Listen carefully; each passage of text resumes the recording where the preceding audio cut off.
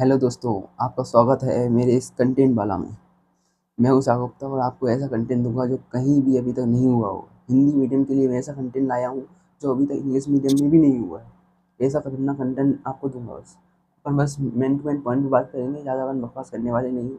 अपन पूरा पढ़ाई पे कॉन्सेंट्रेट करेंगे, ठीक है। आज अपना पढ़ना है अपन कोशिका जीवन की इकाई, cell the unit of life, ठीक है। कोशिका कोशिका क्या है? झिल्ली रहित अथवा झिल्ली आवर कोशिकाओं का समूह। क्या झिल्ली रहित? झिल्ली रहित का क्या? अपन को एक एक एनसीईआरटी के अपन को एक एक अक्षर का मतलब पता होना चाहिए, क्योंकि एनसीईआरटी इधर इधर से ही नीट में घुमाते हैं, ठीक है। तो कोशिका झिल्ली रहित अथवा झिल्ली आबद्ध कोशिकाओं का समूह। झिल्ली रहित मतलब कि किसी में झिल्ली होगी, मतलब झिल्ली यानी घेराव। जैसे मान लो ये अपनी कोशिका है, ये मान लो यूकैरियोटिक कोशिका है। यूकैरियोटिक कोशिका में क्या होता है? केंद्रक होता है, तो केंद्रक भी दोहरी झिल्ली से घिरा हुआ होता है। तो झिल्ली का मतलब क्या है? घेरना। ऐसे पॉलीथीन की झिल्ली होती है तो वो एक घिरे रहती है, उसी प्रकार से झिल्ली का मतलब क्या है? घिरे हुए, ठीक है। तो झिल्ली रहित यानी मतलब किसी किसी ऐसे राइबोसोम है, तो राइबोसोम में कोई भी झिल्ली नहीं पाई जाती। को मतलब कोशिका के अंदर कुछ ऐसे कोशिकांग होंगे जिनमें झिल्ली नहीं होगी, एक भी झिल्ली नहीं होगी, और कुछ कुछ कोशिकांग ऐसे होंगे जिनमें झिल्ली झिल्ली आवत कोशिकांग होंगे, मतलब में झिल्ली एक होगी या दो होगी। ऐसे भी कुछ कोशिकांग होंगे, और वही कोशिकांग ऐसी भी होंगी कोशिका के अंदर जो झिल्ली रहित होंगे। तो मतलब अपन कहने का मतलब क्या है? कोशिका के अंदर ऐसे कोशिकांग हैं जिनमें झिल्ली नहीं है, और कोशिका के अंदर कुछ ऐसे भी कोशिकांग हैं जिनमें झिल्ली है। मतलब अपन ने क्या क्या कह दिया कि कोशिका क्या है? झिल्ली रहित अथवा झिल्ली आवत कोशिकांगों का समूह। ऐसे कोशिकांग हैं जो झिल्ली रहित भी है और झिल्ली आवत भी है, ठीक है। पहला पॉइंट क्लियर है, ठीक है। इसके अलावा अपन बात करें तो मेजरली झिल्ली रहित होते हैं वो प्रोकैरियोटिक कोशिका में पाए जाते हैं, और झिल्ली आवत यूकैरियोटिक कोशिका में पाए जाते हैं। आगे मैं बताएंगे यूकैरियोटिक क्या है, प्रोकैरियोटिक क्या है, अभी याद कर लो। मतलब झिल्ली रहित कोशिकांग अधिकांश कहाँ पाए जाते हैं? प्रोकैरियोटिक कोशिका में, और झिल्ली आवत कोशिकांग कहाँ पाए जाते हैं? यूकैरियोटिक कोशिका में। बढ़िया है। चले आगे। शरीर की संरचनात्मक एवं क्रियात्मक इकाई, ये भी बढ़िया पॉइंट है। ये तो हर किसी को याद भी रहता है, ये 10th क्लास या 9th क्लास में पढ़ा था शायद मैंने, जब से याद मुझे वाला पॉइंट कि कोशिका क्या है? संरचनात्मक एवं क्रियात्मक इकाई है। संरचनात्मक मतलब कि ये पूरी की पूरी संरचना को बना रही है, ये शरीर की संरचना को बना रही है।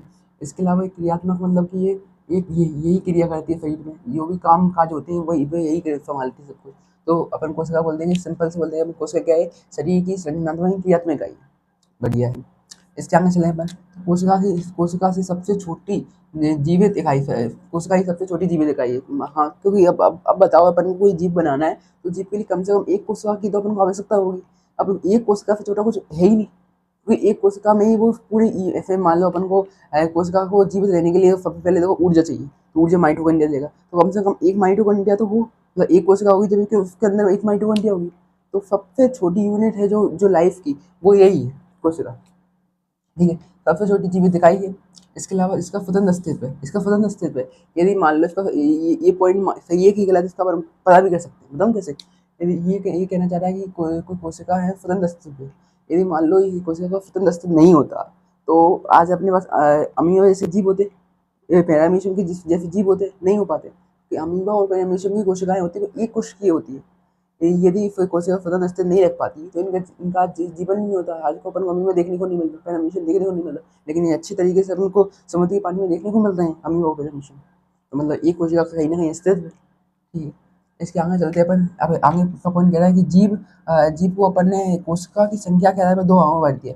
सिंपल है। तो देखो, जीव की कोशिका की संख्या के आधार पर यदि कोई किसी जीव में एक कोशिका मिल रही है तो उसको एक कोश की जीव कह दिया। यदि किसी जीव में एक से अधिक कोशिका मिल रही है तो उसे बहुकोश की जीव कह दिया। इजी है। तो ये जीव को अपन ने कोशिका के आधार पर, संख्या के आधार पर बांट दिया।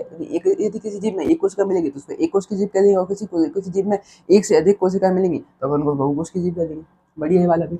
इसके अलावा ये लर्निंग बेस्ड पॉइंट है, अपन को याद करने पड़ेंगे वाले पॉइंट। क्या है इनकी? सर्वप्रथम मृत कोशिका की खोज किसने की थी? रॉबर्ट ने की थी। ये कब? 1665 में की थी। लेकिन एनसीईआरटी में नहीं है, लेकिन अपन पूरा जो पढ़ाएंगे वो एनसीईआरटी में रहेगा, इसलिए अपन ये वाला नहीं लिखेंगे। 1665 अपन को याद नहीं करना है। क्योंकि देखो, नीट का पेपर कितना भी आउट हो जाए, नीट का पेपर कितना भी आउट हो जाए, लेकिन एनसीईआरटी से आउट नहीं सकता।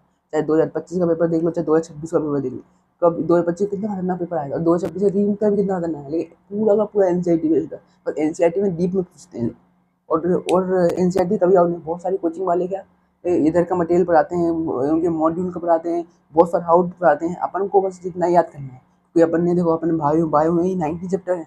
कब तक मैं कितना एक्स्ट्रा याद करोगे? कहाँ तक एक्स्ट्रा याद करोगे? फिजिक्स भी देखना है, केमिस्ट्री भी देखना है, बायो तो इजी सब्जेक्ट है। लेकिन फिजिक्स और केमिस्ट्री में कितना दिमाग लगाना है, कितने नए नए प्रकार के क्वेश्चन करने, उसके लिए भी टाइम चाहिए। अपन इसमें ही अपन एक्स्ट्रा इतना याद करेंगे, ऐसे ये मैं 16 लिख देता तो कितना सारा याद करना पड़ेगा।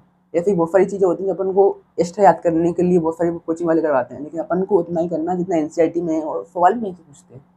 तो बस अपन को ये है कि जो अपने कंटेंट है अपने में वही अपन को याद करना है, ठीक है, जो अपना रिलेवेंट है अपने से, ठीक है। आगे चले। सर्वप्रथम मैथ कोशिका की कोशिश ने की, रोबोट रोकने की। मैथ कोशिका क्या होती है पहले ये बात समझ में आया है। मैथ कोशिका यानी मतलब जिसमें जीव द्रव्य नहीं हो, मतलब जीवन का आधार होता है जीव द्रव्य।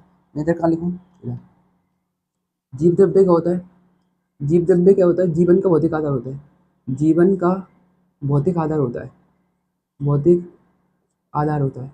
जीवन का भौतिक आधार मतलब कि नहीं समझ में आ रहा सर, ये बताओ। हाँ बता रहे हैं ना सर भैया, देखो जीव द्रव्य बताए तो जीवन का भौतिक आधार है। जीव द्रव्य क्या है, जीवन का भौतिक आधार मतलब कि यदि कोई कोशिका जीवित है तो उसके अंदर जीव द्रव्य होना ही चाहिए, क्योंकि जीव द्रव्य के अंदर ही पूरी कोशिका की क्रियाएं होती हैं।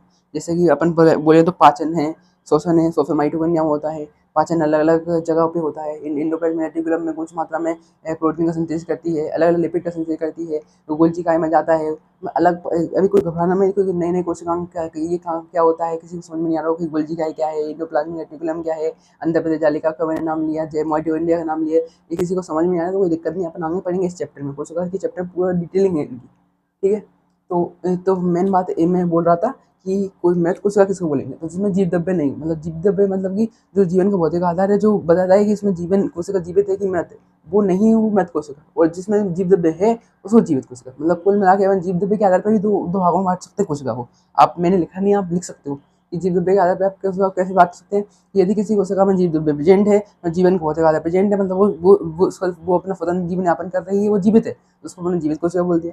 और जो कोशिका में जीव द्रव्य अनुपस्थित है वो मृत कोशिका है, उसको अपन मृत कोशिका बोल दिया, क्योंकि उसमें जीव द्रव्य अनुपस्थित है, जीवन का भौतिक आधार नहीं है, वो मरी हुई कोशिका है, इसलिए वो मृत कोशिका बोल दिया। तो रॉबर्ट हुक ने सबसे पहले मृत कोशिका की खोज की थी, और जो मृत कोशिका की उन्होंने खोज की थी उसका नाम भी है, उसका नाम है कॉर्क, क्योंकि उन्हें पेड़ का छाल रहता है ना, उसमें अध्ययन किया था, इसलिए उसका मृत कोशिका का नाम क्या था, कॉर्क, ठीक है।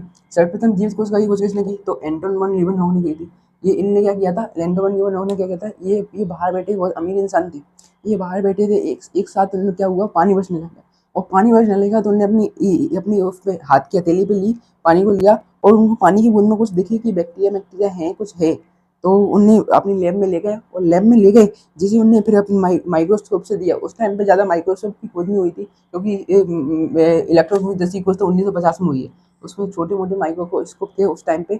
उनने उससे अध्ययन किया कि ये उन्हें पता लगाया कि ये जीवाणु है, जीवाणु पता ही होता है एक कोश की होता है, उन्होंने बोला जीवाणु है पूरा, इसमें एक कोश की है पूरा जीवाणु, और उसका अध्ययन स्टार्ट किया तो उन्हें समझ में आया कि ये तो एक कोशिका है। ये जो कि रॉबर्ट हुक बता रहे थे 1665 में, रॉबर्ट हुक बताया था, 8 साल बाद इन्होंने बताया, 1665 में ये में रॉबर्ट हुक ने बताया था, फिर 8 साल बाद एंटोन लीवनहॉक है, तो उन्होंने बताया कि ये तो वही कोशिका है जो रॉबर्ट हुक बताना चाह रहे थे 8 साल पहले। उनको समझ में आता है, फिर इन्हें जीव कोशिका की खोज कर देते हैं, कौन, एंटोन वन लीवनहॉक, ठीक है। फिर आता है केंद्रक की खोज। केंद्रक की खोज करी थी रॉबर्ट ब्राउन ने। केंद्रक की खोज किसने की थी, रॉबर्ट ब्राउन ने की थी, 1831 में की थी। ये नीट में पूछा हुआ क्वेश्चन है, मतलब कितनी बार पूछ दिया है मुझे भी पता नहीं है कितनी, मतलब बहुत ज़्यादा इंपॉर्टेंट है, ठीक है। केंद्र की खोज किसने की थी, रॉबर्ट ब्राउन ने की, 1831 में की थी। केंद्र की खोज किसने की थी, रॉबर्ट ब्राउन ने की, 1831 में की, ठीक है। इसके अलावा बात करें अपन इलेक्ट्रॉन सूर्यदर्शी की। इलेक्ट्रॉन सूर्यदर्शी की 1950 में हुई थी। देखो एनसीईआरटी का करेक्शन है, वो भी मैं आपको कराते जाऊंगा साथ साथ। एनसीईआरटी में किसी की पुरानी एनसीईआरटी होगी तो उसमें ये सब लिखा होगा, फ्रेजन ट्रांस्ट सूर्यदर्शी, तो इसको काट देना, क्योंकि इंग्लिश एनसीईआरटी में इसका कोई भी अस्तित्व नहीं है। हिंदी इंग्लिश की एनसीईआरटी में इलेक्ट्रॉन सूर्यदर्शी के बारे में बताया कि जिसकी खोज 1950 में हुई थी, और ये फ्रेजन ट्रांस्ट सूर्यदर्शी का कोई भी इसमें इंग्लिश के एनसीईआरटी में बताया नाम ही नहीं लिखा कहीं, ठीक है। इसको काट देना, ये कहीं भी नहीं है, हिंदी के एनसीईआरटी में लिखा है, चाहे किसी की पुरानी होगी तो, ठीक है। तो अपन बात करते हैं इलेक्ट्रॉन सूर्यदर्शी की बात करें तो उसकी 1950 में खोज हुई थी, ठीक है। अब इलेक्ट्रॉन सूर्यदर्शी क्या होती है, तो इलेक्ट्रॉन सूर्यदर्शी एक ऐसी सूर्यदर्शी है जिसमें आवर्धन क्षमता अधिक होती है। इसकी क्या होती है, आवर्धन क्षमता होती है ना, तो आवर्धन क्षमता वो बहुत अधिक होती है। आवर्धन क्षमता अधिक होने से क्या क्या मतलब है, तो आवर्धन क्षमता यदि अधिक होगी तो अपन इसे अधिक अध्ययन संभव है, अध्ययन अच्छे से कर सकते हैं, अधिक अध्ययन संभव है अच्छे से, इससे क्या है, अधिक अध्ययन कर सकते हैं अच्छे से।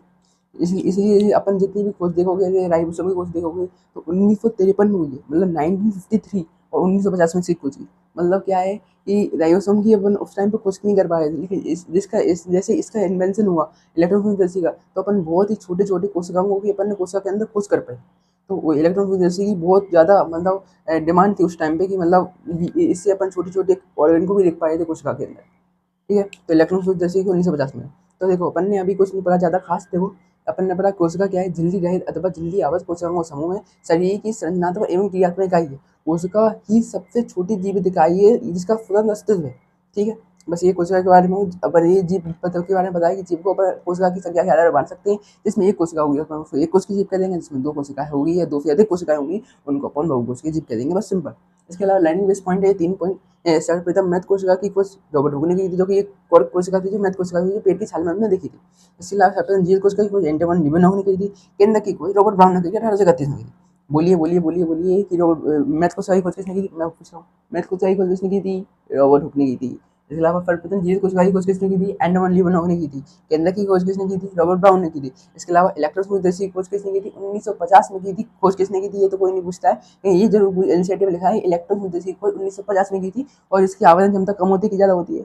ये एनसीईआरटी में लिखा है डायरेक्ट, इलेक्ट्रॉन फ्यूजन की आवेदन क्षमता बहुत अधिक होती है, जिससे अपन वो कोशिका के अंदर बहुत छोटे-छोटे कोशिकाओं को भी देख सकते हैं। इसलिए राइबोसोम की खोज हुई थी। राइबोसोम की खोज कब हुई थी पता है? राइबोसोम की खोज, ये राइबोसोम की खोज है, ये जो खोज है वो 1953 में हुई थी। इसके इन्वेंशन के बाद, इसके इन्वेंशन के बाद मैंने बहुत सारे छोटे-छोटे कोशिकाओं को भी देखा था। राइबोसोम को अपन कोशिकाओं सबसे छोटी कोशिकाएं कहते हैं। सबसे छोटी कोशिकाएं पूछी तो राइबोसोम है, और उसकी खोज 1953 में हुई थी। क्यों हुई थी? इलेक्ट्रॉन फ्यूजन की खोज हो पाई, उसके बाद ही तो राइबोसोम की खोज हो पाई, क्योंकि राइबोसोम बहुत ही छोटा होता है। इलेक्ट्रॉन फ्यूजन से पहले जितनी भी सूक्ष्मदर्शी थी उनसे देख ही नहीं सकते राइबोसोम। इसकी खोज के होने के बाद ही अपन देख पाए अपन ने। ठीक है, तो ये बढ़िया है। ये हो गया बस। अब आता है अपना कोशिका सिद्धांत। आगे आता है अपना कोशिका सिद्धांत, सेल थ्योरी। सेल थ्योरी में क्या कहना चाहते हैं लोग? देखो कोशिका सिद्धांत का, इस कोशिका सिद्धांत में 2 वैज्ञानिक आए, एक आता है मैथियस स्लाइडिन और एक आया थियोडोर स्वान। इसके बाद इसमें भी करना है एनसीईआरटी करेक्ट, वो है क्या कहते हैं एनसीईआरटी करेक्शन है जो अपन आगे करके बता देंगे आपको। ठीक है, तो कोशिका सिद्धांत की बात करें, सेल थ्योरी की बात करें, तो 2 वैज्ञानिक थे, मैथियस स्लाइडिन और स्वान। इन दोनों ने मिलकर कोशिका सिद्धांत दिया। मैथियस स्लाइडिन ने 1838 में अपना अध्ययन स्टार्ट किया था, और थियोडोर स्वान ने 1839 में अपना अध्ययन स्टार्ट किया। मतलब मैथियस स्लाइडिन ने 1838 में, मैथियस स्लाइडिन ने कब अध्ययन स्टार्ट किया? 1838 में। जबकि अपने थियोडोर स्वान थे, इनके बाद सिंपल भाषा में स्वान अकेला भी बोल देते हैं। तो स्वान ने अपना 1839 मतलब 1839 में अपना अध्ययन स्टार्ट किया। तो उन्हें अध्ययन करना स्टार्ट किया। तो वैज्ञानिक पहले बता देते हैं कहाँ के थे। तो ये वैज्ञानिक थे, वो जर्मनी की वनस्पति वैज्ञानिक है। मैथियस स्लाइडिन कौन थे? अरे सबसे पहले हमने अध्ययन कब स्टार्ट किया, ये तो क्वेश्चन पूछते हैं। मैथियस स्लाइडिन 1838 में अध्ययन स्टार्ट किया, और ये कहाँ के थे? जर्मनी के वनस्पति वैज्ञानिक थे। मैथियस स्लाइडिन नहीं, अपन स्लाइडिन बोलूँगा इनको। ये स्लाइडिन कहाँ के थे? जर्मनी के वनस्पति वैज्ञानिक थे। जर्मनी के कौन थे? वनस्पति वैज्ञानिक थे, बॉटनिस्ट थे। इसके अलावा हमारे थियोडोर स्वान, यानी स्वान की बात करें तो जर्मनी के प्राणी वैज्ञानिक थे। एनसीईआरटी की जो ओल्ड एडिशन है उसमें ये जर्मनी की जगह ब्रिटिश लिखा हुआ किसी किसी की एनसीईआरटी में। तो इसको कलेक्ट कर लेना कि ये ब्रिटिश ना होकर जर्मनी है, क्रीफेंटस थे। इंग्लिश की एनसीईआरटी में ये करेक्ट हो गया है कि ये थियोडोर स्वान है, वो ब्रिटिश ना होकर जर्मनी के थे। ठीक है, तो ये जर्मनी के प्राइम वैज्ञानिक थे। इसके अलावा ये मस्ट है एनसीईआरटी, ये एनसीईआरटी करेक्शन जरूर करना है कि नीट वाले भी ऐसे अटपटे हैं कि वो ऐसे ही क्वेश्चन पे सवाल उठाते हैं जो कि मतलब जिसमें विवाद होता है कुछ ना कुछ। तो ये ध्यान से कर लेना कि ये ब्रिटिश नहीं जर्मनी के थे। ठीक है, सभी नीट हिंदी मीडियम वाले सुन लो। इसके अलावा अध्ययन की बात करें तो इनने स्लाइडिन ने पादप कोशिकाओं पर अध्ययन किया था, जबकि स्वान ने अपनी पादप जंतु दोनों कोशिकाओं पर अध्ययन किया था। ठीक है, फिर बात करें निष्कर्ष क्या निकाले इनने। मैथियस स्लाइडिन ने पूरा अध्ययन कर लिया। ये बॉटनिस्ट थे जर्मनी के, तो इन्होंने क्या किया, पूरे बॉटनिस्ट क्या करते हैं, जो वनस्पति वैज्ञानिक होते हैं पादपों पर अध्ययन करते हैं, उन्होंने पादपों पर अध्ययन किया और बताया कि पादप विभिन्न प्रकार की कोशिकाओं से निर्मित होते हैं, जो पादप में ऊतक को निर्माण करते हैं। पादप क्या विभिन्न प्रकार की कोशिकाओं से निर्मित होते हैं, जो उनमें ऊतक को निर्माण करते हैं। सही बात है। देखो आप ऐसे देखो, ये बहुत सारी कोशिकाएं मान लो, एग्जाम्पल के बताता हूँ। ये बहुत सारी कोशिकाएं हैं, ये क्या है? कोशिकाएं हैं, बहुत सारी कोशिकाएं हैं। तो कोशिकाएं चल के क्या बनाती है? ऊतक ही तो बनाती है। ये कोई ऊतक बनाएगी, ऊतक आगे चल के अंग बनाएगा, अंग आगे चल के अंग तंत्र बनाएगा, ये और अंग तंत्र से शरीर का निर्माण हो जाता है। ऐसा ही तो होता है अपने शरीर में। अपन ने सुना होगा पाचन तंत्र, श्वसन तंत्र, तो सब ये अंग तंत्र के अंदर। अंग की बात करें अंग में से हृदय है, अपना मस्तिष्क है, ये सब अंग होगा। इसके अलावा ऊतक की बात करें तो अपने बहुत सारे ऊतक पाए जाते हैं। उपकल ऊतक है, संयोजी ऊतक है, पेशी ऊतक है, तंत्र की ऊतक, कुल मिला के 4 ऊतक पाए जाते हैं अपने। और एक मुख्य बात बताऊँ कि हृदय है, एकमात्र ऐसा हृदय है, लिख लो, कहीं लिखना होगा आपको तो, मैंने कहीं नहीं लिखा, लेकिन आप लिख सकते हो, बहुत इंपॉर्टेंट पॉइंट है, एनसीईआरटी में दिया भी, अगले चैप्टर में दिया है, इसमें नहीं दिया है, वो अपन जब प्राणियों को फंक्शनल संगठन पढ़ते हैं उसमें दिया है। लेकिन आप लिख लो कि हृदय एकमात्र ऐसा ऊतक है जिसमें चारों के चारों ऊतक पाए जाते हैं। उपकला ऊतक भी पाया जाता है, इसके अलावा पेशी ऊतक भी पाया जाता है, तंत्र का ऊतक भी पाया जाता है और संयोजी ऊतक भी पाया जाता है। एकमात्र ऐसा ऐसा ऐसा अंग जिसमें तीनों के तीनों ऊतक पाए जाते हैं, जो अपना हृदय है, हार्ट है। ठीक है, तो अपन बात करें तो पादप इनने फ्लाइट इनने अपना पूरा अध्ययन किया, एक बॉटनिस्ट इनने पादपों का अध्ययन किया, पूरा को पूरा अध्ययन करने के बाद इनने एक ये निष्कर्ष निकाला कि पादप विभिन्न प्रकार की कोशिकाओं से बने थे। कैसी विभिन्न प्रकार की कोशिका, एक समान कोशिका नहीं। एनसीईआरटी की अपन को एक अक्षर समझना है कि ये पादप क्या विभिन्न प्रकार की कोशिकाओं से बने निर्मित होते हैं। विभिन्न प्रकार, एक जैसी कोशिका नहीं, विभिन्न प्रकार की कोशिकाओं से निर्मित होते हैं, जो आगे चल के पादप ऊतकों का निर्माण करती हैं, जो आगे चल के किसका निर्माण करती हैं, पादप ऊतक का निर्माण करती हैं। कोशिका का काम ही क्या होता है, कोशिका हमें एक समूह में मिलेंगी और एक ऊतक का निर्माण करती है। तो इन्होंने यही बोला, इनने कोई इनने बड़ी बात नहीं बोली, इनने बोला क्या, पादप विभिन्न, उस टाइम पे बहुत बड़ी बात थी, लेकिन पादप विभिन्न प्रकार की कोशिकाओं से निर्मित होते हैं, जो पादप ऊतक का निर्माण करती हैं। बस इतना सा पॉइंट बोला है। इसी पॉइंट पे तो एक दो बार नीट में सवाल भी पूछा जा गया है। ठीक है, अब आगे अपन थियोडोर स्वान के बारे में बात करें। कि जब ये जर्मनी के प्राणी वैज्ञानिक थे, इनने पादप और जंतु कोशिका में ये बहुत ही इंपॉर्टेंट पॉइंट है। कैसे इंपॉर्टेंट है भैया, तो मैं बताता हूँ आपको। ये देखो, ये थियोडोर स्वान कौन थे, जर्मनी के प्राणी वैज्ञानिक थे, जंतु वैज्ञानिक थे, बोले तो ये जूलॉजिस्ट थे, मतलब इनका काम क्या था, जंतुओं पर अध्ययन करना। लेकिन ये ऐसे इकलौते वैज्ञानिक है स्वान कि जिनने जंतु पे तो अध्ययन किया ही था, जंतु कोशिका पे तो अध्ययन किया ही था, लेकिन साथ में इनने पादप कोशिका पर अध्ययन किया है। समझ लो, मतलब थे तो क्या ही जूलॉजिस्ट, जंतु वैज्ञानिक, प्राणी वैज्ञानिक, लेकिन इनने क्या, जंतु कोशिका पर भी अध्ययन किया और पादप की कोशिकाओं पर भी अध्ययन किया। इन्हें दोनों कोशिकाओं पर अध्ययन किया था, ये बहुत बार पूछा गया है नीट में, बहुत इंपॉर्टेंट है। इन्हें दोनों कोशिका पर थे जूलॉजिस्ट, लेकिन इन्हें पादप कोशिका पर भी अध्ययन किया और जंतु कोशिका पर अध्ययन किया।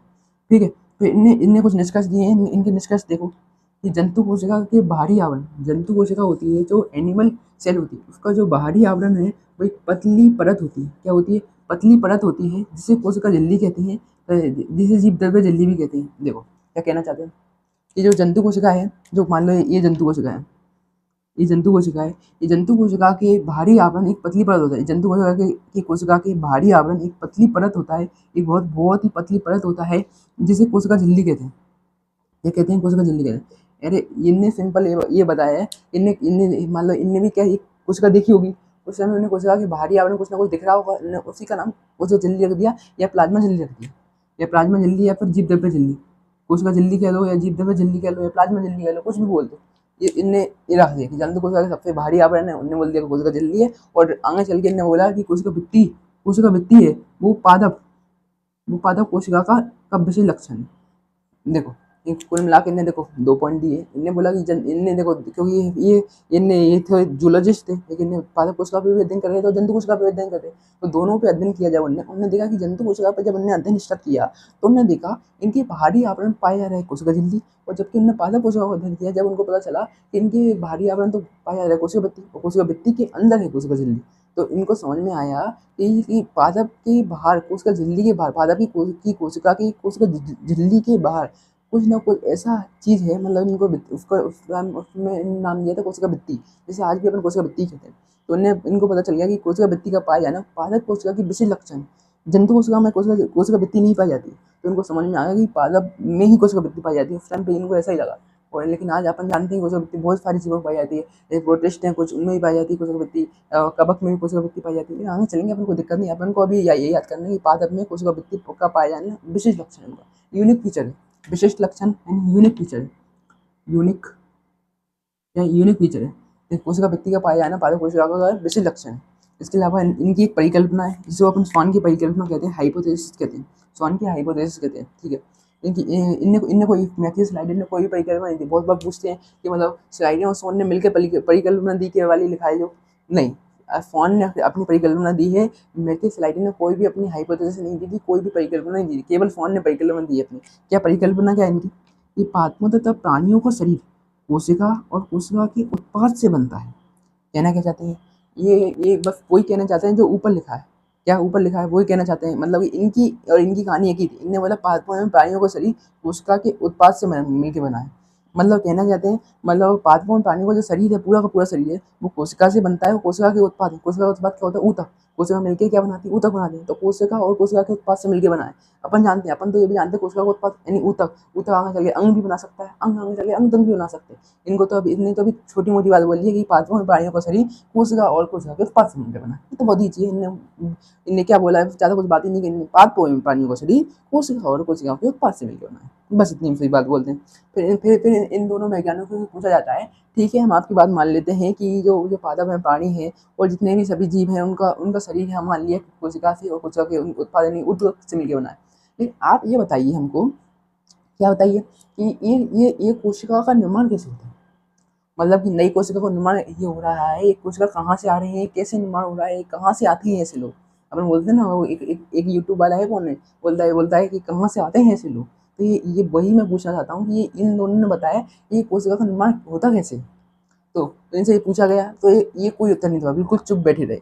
ये बोला हमको ये तो नहीं पता है कि नई कोशिका का निर्माण कैसे होता है, हमको तो ये पता है कि कोशिका का अस्तित्व कैसा है, कि शरीर कैसे बना है, ये सब हमको पता है कि कोशिका और कोशिका के उत्पाद से मिलकर बना है, लेकिन हमको ये नहीं पता कि नई कोशिका का निर्माण कैसे होता है। तो उस समय तो ये पूछा भी जाता है कि कोशिका सिद्धांत की कमी क्या है, क्या है कोशिका सिद्धांत की, क्या है कोशिका सिद्धांत का टर्बैक, इंग्लिश में बोलते हैं टर्बैक।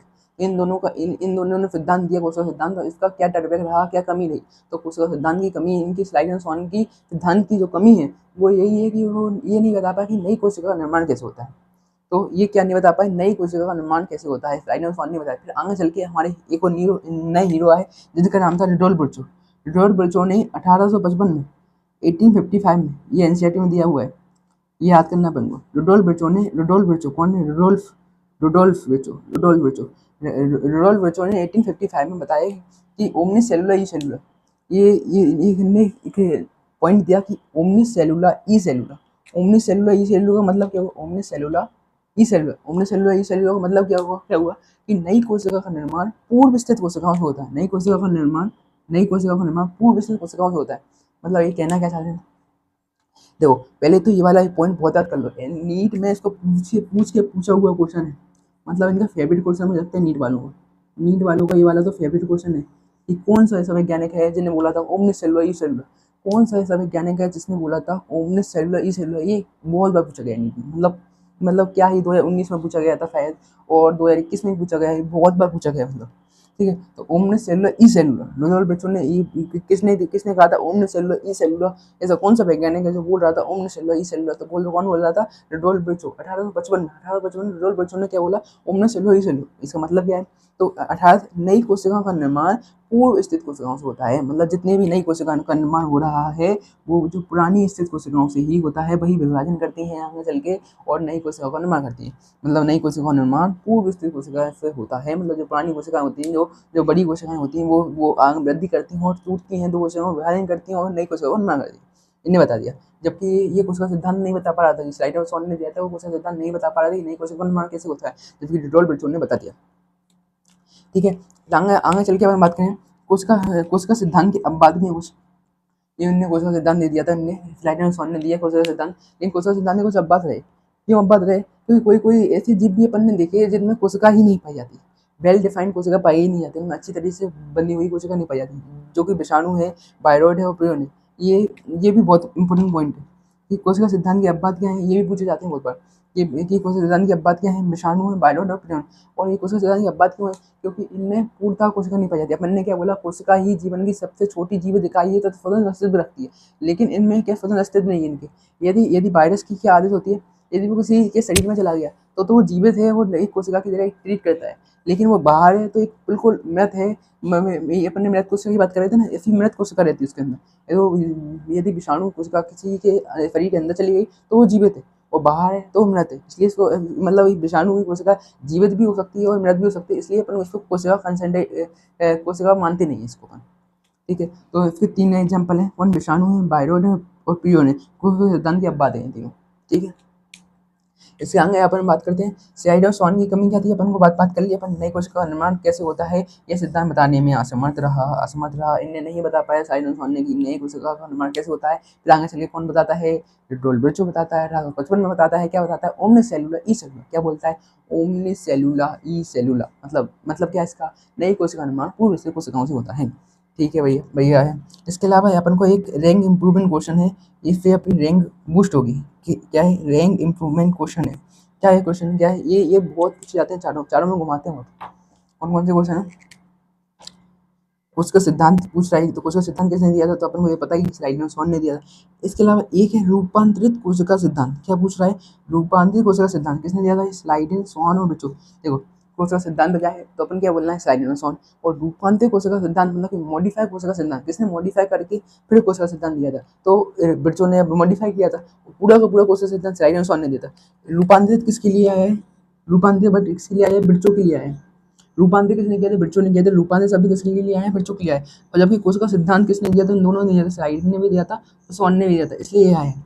तो कोई पूछे रूपांतरित कोशिका सिद्धांत किसने दिया था, तो स्लाइडन ने भी दिया था, स्वान ने भी दिया था, और रोबिचो में किया था। और कोई पूछे कि कोशिका सिद्धांत किसने दिया था, तो स्वान ने दिया था और अपना स्लाइडन ने दिया, दोनों ने मिलकर क्या दिया था, कोशिका सिद्धांत दिया था। कोशिका सिद्धांत का पूरा रूपांतरण पूछ ले तो किसने किया था, तीनों वैज्ञानिकों मिलकर किया था। स्वान ने भी किया था, स्लाइडन ने भी किया था, और बिरचो ने भी किया था। और कोई अकेला पूछे कि इस कोशिका सिद्धांत का रूपांतरण ही किसने किया था, अकेला।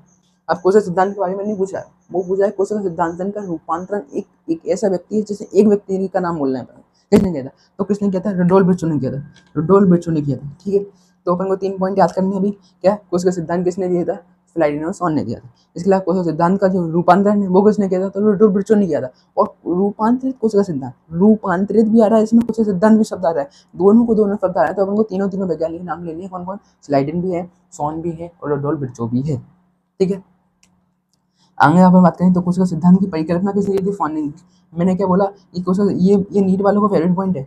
कोशिका सिद्धांत की परिकल्पना किसने की थी, स्वान ने की थी।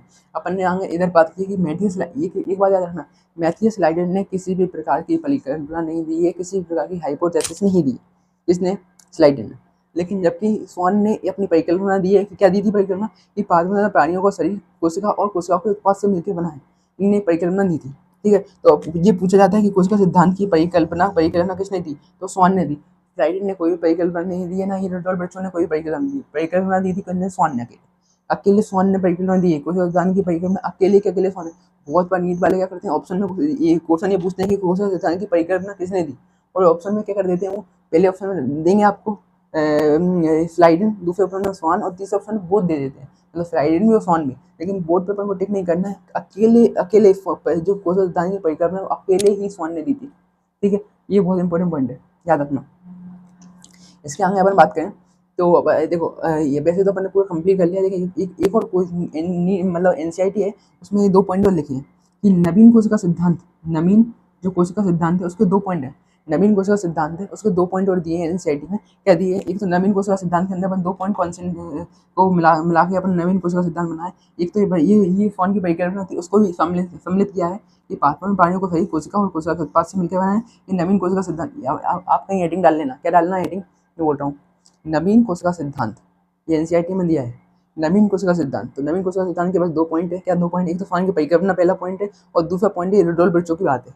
तो मतलब नवीन कोशिका सिद्धांत है जो एनसीईआरटी में दिया है, उसके 2 पॉइंट है। कौन से पॉइंट है, एक तो देखो स्वान की परिकल्पना, उन्होंने पहले पॉइंट में स्वान की परिकल्पना रखी। स्वान की परिकल्पना क्या थी, पादपों में प्राणियों का शरीर कोशिका और कोशिका के उत्पाद से मिलकर बनाए। तो नवीन कोशिका सिद्धांत में बस एक पहला पॉइंट दिया था। दूसरा पॉइंट क्या रखा ने, रुडोल्फ बर्चो ने जो कथन दिया था, ओमनी सेलुलर ई सेलुलर, नई कोशिका निर्माण पूरी से कोशिकाओं से होता है, दूसरा पॉइंट ही रख लिया। ठीक है, ये कोशिका सिद्धांत और ये अपना ये था ना रुडोल्फ बर्चो की बात, इन दोनों को बात को उन्होंने सम्मिलित किया नवीन कोशिका सिद्धांत में, और उन्होंने दो पॉइंट दिए अपने। क्या 2 पॉइंट दिए, पहला पॉइंट दिया उन्होंने जो स्वान की परिकल्पना थी वही बोला, क्या बोला कि पादपों में प्राणियों को शरीर कोशिका और कोशिका के उत्पाद से मिलकर बनाए, नवीन कोशिका सिद्धांत का पहला पॉइंट है। दूसरा पॉइंट में इन्होंने क्या बोला, रुडोल्फ बर्चो बोल रहे थे, वही इन्होंने बोल दिया, क्या बोल दिया कि नई कोशिका का निर्माण पूर्व कोशिकाओं से होता है, बस। तो नवीन कोशिका सिद्धांत की बस 2 बातें कि ये पादपों में प्राणियों को शरीर कोशिका के उत्पाद से मिलकर बनाए, और दूसरा पॉइंट है कि नवीन कोशिका सिद्धांत का दूसरा पॉइंट क्या है कि नई कोशिका का निर्माण पूर्व कोशिकाओं से होता है, बस ये पॉइंट है। तो एक बार अपन समरी के तौर पे देख ले क्या क्या पढ़ा आज अपन ने। देखो कोशिका के बारे में अपन ने पता, कोशिका झिल्ली रही तो झिल्ली कोशिकाओं का समूह है, कोशिकांगों का समूह है। शरीर की संरचना क्रियात्मक इकाई है। कोशिका से ही सबसे छोटी जीव इकाई है जिसका स्वतंत्र अस्तित्व, कोशिका से छोटी किसी भी चीज का स्वतंत्र अस्तित्व नहीं है। इसके अलावा अपन ने पढ़ा जीव को अपन कोशिका की संख्या क्या है, दो भागों में बांट सकते हैं। एक होता है एक कोशिका जीव और एक से अधिक। इसमें एक कोशिका जीव एक कोशिका पाई जाती है, उसको अपन बोल देंगे एक कोशिका जीव। या जीव की कोशिका की संख्या के आधार पर हम दो भागों में बांट सकते हैं, जिनमें एक कोशिका पाई जाएगी उसमें अपन एक कोशिका जीव कह देंगे, जिनमें वो एक से अधिक कोशिका पाई जाएगी वो बहु कोशिका जीव कहेंगे। ईजी है। इसके अलावा आगे चलते हैं। लाइनिंग बेस पॉइंट है। सर्वप्रथम मृत कोशिका की खोज किसने की थी? रॉबर्ट हुक ने की थी। सबसे पहले जीव कोशिका की खोज की थी एंड्रोमेन लियोनार्ड ने की थी। और केंद्र की खोज किसने की थी? रॉबर्ट ब्राउन ने की थी। और इलेक्ट्रोस्टैटिक की खोज कब हुई थी? 1950 में हुई थी। इसके अलावा एनसीईआरटी में करेक्शन जरूर कर लेना कि फ्रेजर ट्रांसड्यूसर का कोई भी अस्तित्व नहीं है इंग्लिश की एनसीईआरटी में, क्योंकि इसको हटा दिया गया है। इसलिए इसी के बाद यदि हिंदी की एनसीईआरटी होगी तो उसमें लिखा होगा फ्रेजर ट्रांस, इसको हटा देना। एक इसमें नीट के सिलेबस में नहीं है अभी, ठीक है। इसके अलावा इलेक्ट्रॉन फ्लुइड क्या होती है? इसकी आवेदन क्षमता अधिक होती है। जिससे कि आवेदन क्षमता अधिक होने से क्या फायदा है? तो हम अध्ययन इस पर अपन अध्ययन है ना संभव अच्छा हो जाता है, मतलब इस पर अपन अध्ययन है ना बहुत अच्छा कर सकते हैं यदि फ्लुइड की आवेदन क्षमता अधिक हो जाए। आवेदन क्षमता है ही क्या? मैग्नीफाई। जितनी अच्छा मैग्नीफाई कर देगी, मतलब जितना अपन जूम कर सकते हैं उसको, उससे उतना अच्छा अपन अध्ययन कर पाएंगे। तो इलेक्ट्रोफ्लुइड की खोज से क्या अपन को लाभ हो गया था? इससे अपन अध्ययन बहुत अच्छे से कर सकते थे, ठीक है। आगे चल के अपन क्या है कोश सिद्धांत है। कोश सिद्धांत में क्या पढ़ा अपन ने कि कोश सिद्धांत दो वैज्ञानिकों ने दिया, एक तो मैथियस स्लाइडेन था और एक कौन था? स्वान था। स्लाइडेन कहाँ का था? स्लाइडेन जर्मनी का था। स्वान कहाँ का था? वो भी जर्मनी का। दोनों वैज्ञानिक जर्मनी के थे, ठीक है। इसके अलावा जो स्लाइडेन था वो क्या वनस्पति वैज्ञानिक था, जो बॉटनिस्ट था, पौधों पर अध्ययन करता था। जबकि इसमें स्वान था वो क्या था? प्राणी वैज्ञानिक था, प्राणी पर अध्ययन करता। लेकिन ये एक ऐसा वैज्ञानिक है जिसमें ये था तो जूलॉजिस्ट था, प्राणी वैज्ञानिक था, जंतु वैज्ञानिक। लेकिन इसने क्या किया? बातों पर भी अध्ययन किया, जंतु पर भी अध्ययन किया, ठीक है। कब किया? स्वान ने कब किया? 1839 में अध्ययन किया। जबकि जो स्लाइडेन था उन्होंने 1838 में अध्ययन किया था। बढ़िया है। आगे चले। इसके अलावा हम निष्कर्ष निकालें तो स्लाइडिंग का निष्कर्ष क्या था कि पादप विभिन्न प्रकार की कोशिकाओं से निर्मित होते हैं जो पादप ऊतक का निर्माण करती हैं। मतलब कोशिका, अब आपको पता ही है कोशिका क्या करती है? कोशिका का समूह मिलता है, कोशिका को पूरा समूह मिलता है और किसका निर्माण करता है? ऊतक का निर्माण करता है। ऊतक आगे चल के अंग का निर्माण करते हैं, अंग आगे चल के अंग तंत्र का निर्माण करते हैं, अंग तंत्र आगे चल के शरीर का निर्माण करते हैं। ये कहीं लिख भी लेना साइड में। कोशिका से क्या बनता है? ऊतक बनता है। ऊतक से क्या बनता है? अंग बनता है। अंग से क्या बनता है? अंग तंत्र बनता है। ये कहीं लिख भी लेना, ठीक है। और अंग तंत्र पूरे के पूरे शरीर का निर्माण कर लेते हैं, ठीक है। तो उन्होंने क्या बोला? फ्लाइडे ने क्या बोला? पादप विभिन्न प्रकार की कोशिकाओं से निर्मित होते हैं जो पादप ऊतक का निर्माण करते हैं। बढ़िया है। इसके अलावा थियोडोर स्वान ने क्या बोला? इनने 2 पॉइंट दिया और तीसरी परिकल्पना दी। पहला पॉइंट दिया था जंतु कोशिका के भारी आवरण एक पतली परत पाया जाता है जिसे कोशिका झिल्ली कहते हैं, जीव झिल्ली कहते हैं। इनने कुछ ज़्यादा बड़ी बात नहीं बोली, इन्होंने 2 पॉइंट दिए हैं। इनने बोला इन्हें जंतु कोशिका पर अध्ययन किया तो उनको पता चला कि कोशिका उसके कुछ भारी आवरण पाया जा रहा है, जिसको उन्होंने कोशिका झिल्ली नाम दे दिया, प्लाज्मा झिल्ली नाम दे दिया, जीव झिल्ली नाम दे दिया, ठीक है। जबकि इन्हें पादप कोशिका जब अध्ययन किया उन्हें पता चला कि कोशिका झिल्ली के बाहर भी एक कोई ना कोई परत पाई जाती है जिनको उन्होंने कोशिका भित्ति दे दी। और इनने एक पॉइंट दिया कि पादप की कोशिका है उसमें कोशिका भित्ति का पाया जाना एक विशेष लक्षण है, यूनिक फीचर है, इन्हें बोल दिया ऐसा। लेकिन हम जानते हैं कि कवक में भी पाई जाती है, बहुत सारी जीवों में पाई जाती है, यूनिक फीचर तो नहीं बोल सकते, लेकिन ठीक है कोशिका भित्ति पाई जाती है लेकिन पादप में। इसके अलावा बात करें रुडोल्फ वृक्षों की। रुडोल्फ वृक्षों की आवश्यकता ही क्यों? ये आए क्यों? क्योंकि ये दोनों का सिद्धांत था, कोशिका सिद्धांत, ये बता नहीं पा रहा था कि नई कोशिका का निर्माण कैसे होता है, how to new cell arises, ये नहीं बता पा रहा था। तो फिर बाद में आए रुडोल्फ वृक्षों 1855 में आए, इन्होंने बताया कि यूनिसेलुलर का मतलब क्या है? नई कोशिका का निर्माण पूर्व विस्तृत कोशिकाओं से होता है, ठीक है। ये फिर आए कोशिका सिद्धांत की। अब बात याद कर लो, विषाणु है, प्रियोन है और वायरॉइड है, ये तीन बात है कोशिका सिद्धांत की, ठीक है। फिर ये वही बात है कि साइनोसॉन की कमी क्या थी, नहीं बता पाए थे, नई कोशिका निर्माण कैसे होता है। इसके अलावा फिर आगे की पॉइंट है कि कोशिका सिद्धांत क्या है? साइनोसॉन ने दिया था। रूपांतर कोशिका सिद्धांत किसने देखो कोशिका सिद्धांत किसने दिया था? साइनोसॉन ने दिया था। और कोई पूछे रूपांतरित कोशिका सिद्धांत, रूपांतरण भी किया और कोशिका सिद्धांत भी, तो तीनों व्यक्ति जाएंगे, स्वान भी जाएगा, साइडिन भी जाएगा और कौन जाएगा? अपना रुडोल्फ वृक्षो भी जाएगा। इसके अलावा बात करें अपन कोशिका सिद्धांत का रूपांतर किसने किया? तो रुडोल्फ वृक्षो ने किया। इसके अलावा कोशिका सिद्धांत की परिकल्पना किसने दी? तो स्वान ने दी। परिकल्पना बोले तो स्वान ने दी। इसके अलावा कोशिका सिद्धांत का रूपांतर किसने किया? तो रुडोल्फ वृक्षो ने किया। बस इतना ही है आज के लिए, तो देखते हैं फिर आगे। All the best.